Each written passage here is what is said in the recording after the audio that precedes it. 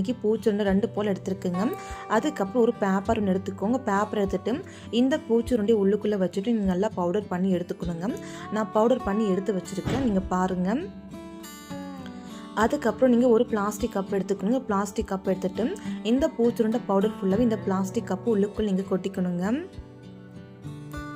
அதுக்கப்புறம் நம்ம தண்ணி சேர்த்துக்கலாங்க. தண்ணி எந்த அளவுக்கு நீங்கள் பார்த்தீங்கன்னா தண்ணி அளவாக சேர்க்காமல் கரெக்டாக நீங்கள் 1 டம்ளர் மூலம் மட்டும் தண்ணி சேர்த்துக்கோங்க. நான் இன்றைக்கி 1/2 டம்ளர் போல் 2 வாட்டி 1 டம்ளர் போல் தண்ணி சேர்த்துக்கிட்டுங்க. பாருங்கள், மொத்தமாக 1 டம்ளர் போல் தண்ணி சேர்த்துக்கிட்டேன். இதை நீங்கள் ஒரு 2 மணி நேரம் போல் ஊற விட்டுக்கோ. 2 மணி நேரம் கழிச்சு இந்த கப்பை நீங்கள் எடுத்து வச்சுக்கோ. அதுக்கப்புறம் நீங்கள் இந்த தண்ணியை மட்டும் வடிகட்டி எடுத்துக்கணுங்க. அந்த பூச்சுருண்டியை நீங்கள் எடுக்கக்கூடாது, வெறும் தண்ணியை மட்டும் வடிகட்டி எடுத்துக்கணும்.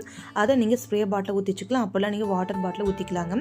இது எதுக்காக நீங்கள் பார்த்தா நம்ம வீட்டு கிச்சனுக்குள்ளே அடிக்கடிக்கு மூளை முடுக்கில் சாப்பாட்டில் கரப்பான் பூச்சி வந்துட்டு இருக்கும் இல்லையா, அந்த மாதிரி இடங்களில் எல்லா இடங்களும் நீங்கள் ஸ்ப்ரே பண்ணிட்டா போதுங்க.